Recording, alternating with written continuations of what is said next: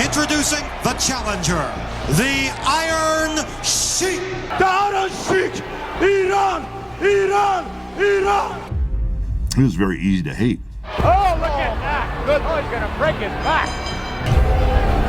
Sheik gave them maybe the highest element of a heel. Sheik now going to work. It's easy to knock. I can be so different. Indeed, the camel clutch applied, and I'm sure that's all she wrote. Caldwell did the right thing at the right time and became larger than life.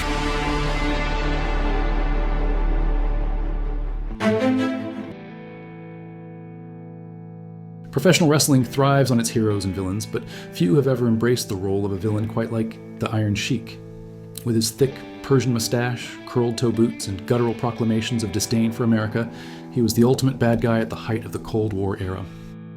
While fans screamed in fury and showered him with boos, the Iron Sheik played his role to perfection, becoming one of the most despised yet compelling figures in WWE history.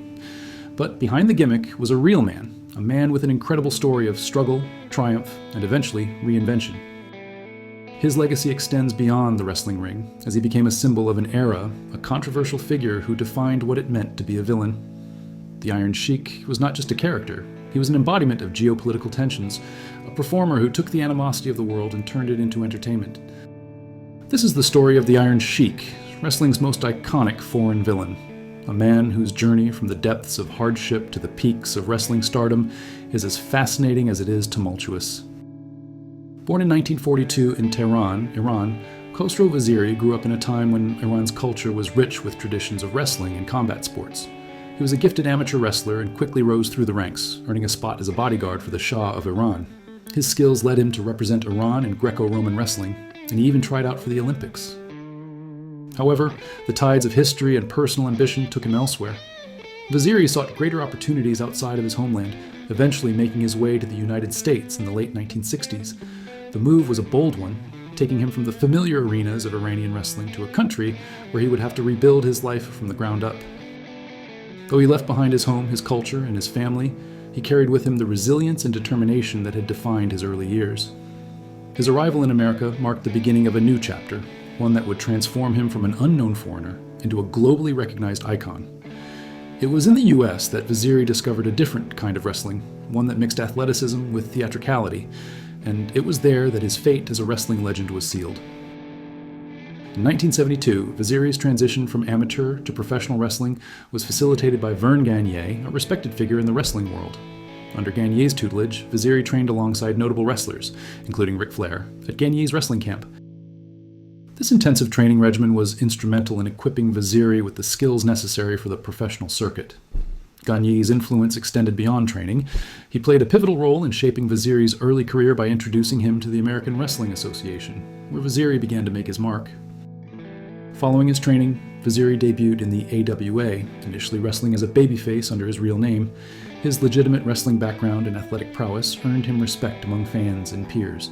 However, it was the suggestion of adopting a heel persona that led to the creation of the Great Hossein Arab. Embracing his Iranian heritage, Vaziri transformed his appearance by shaving his head, growing a distinctive mustache, and wearing curled toe boots, symbolizing his cultural roots.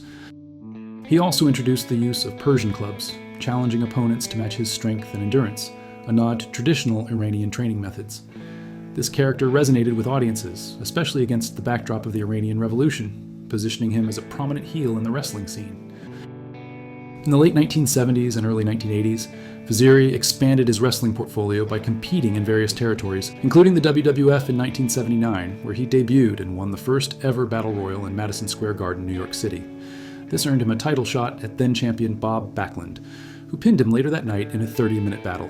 He later feuded with Chief Jay Strongbow and Bruno Sammartino before leaving in 1980. A common practice that allowed wrestlers to gain exposure and experience.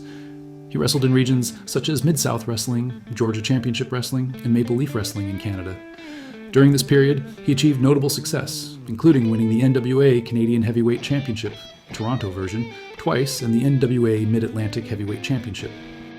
These accomplishments not only showcased his versatility and skill, but also solidified his reputation as a formidable competitor across different wrestling promotions.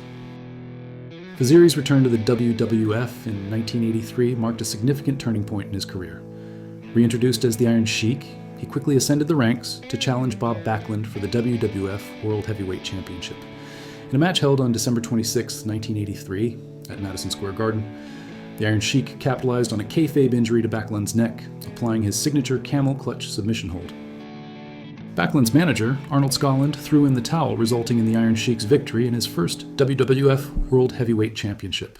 This win was historically significant, as it positioned the Iron Sheik as a central figure in the WWF during a transformative period for the organization.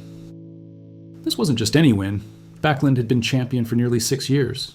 Sheik's victory was met with a collective gasp from wrestling fans who couldn't believe an Iranian villain had just taken the most prestigious title in wrestling.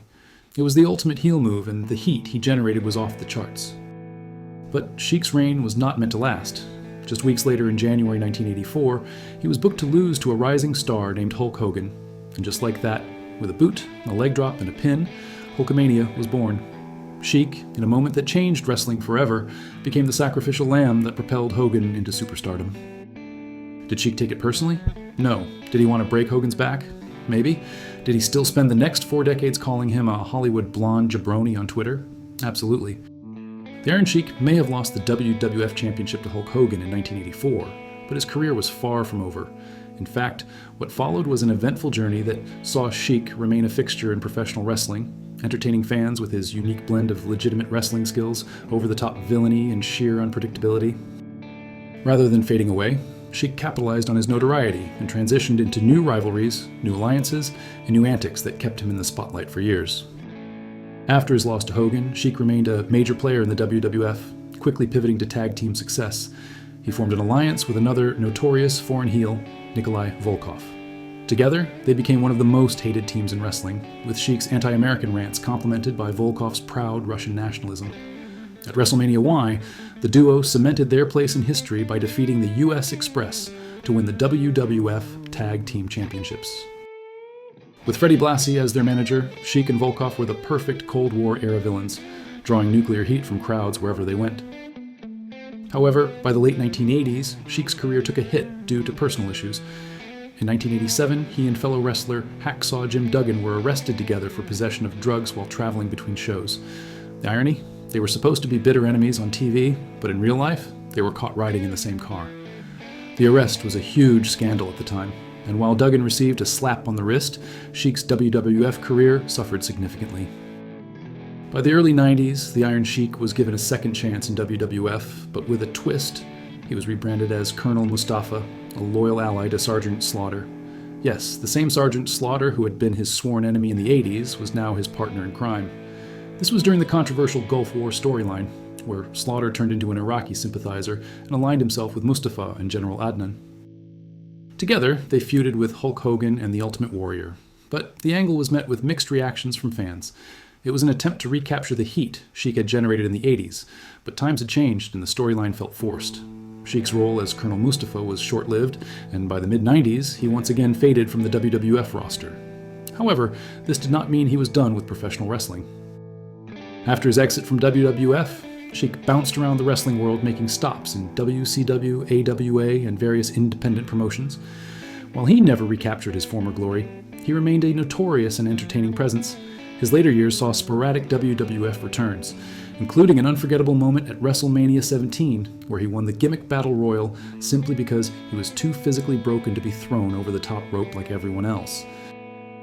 The Iron Sheik wasn't just an in-ring legend, he was an enigma outside of it. While some wrestlers quietly fade into retirement, Sheik embraced his status as wrestling's most unfiltered, foul-mouthed icon. Whether it was his endless tirades on social media, calling out modern wrestlers, or his bizarre yet lovable appearances on talk shows, Sheik remained relevant for decades. He had battles with substance abuse, lost close friends, and suffered tragedies, but somehow he remained standing. His tell-all interviews and shoot videos became the stuff of legend, where he would berate everyone from Hulk Hogan to Brian Blair to whoever dared cross his path. The Iron Sheik passed away in 2023, but his impact on wrestling remains unmatched. He was more than just a villain. He was a one-of-a-kind performer who understood the business better than most. He was the ultimate heel, the last of a dying breed of wrestlers who truly lived their gimmick. Whether you loved him, hated him, or just followed him for the chaos, one thing is certain. There will never be another Iron Sheik. And if you disagree, well, he might just put you in the camel clutch and make you humble.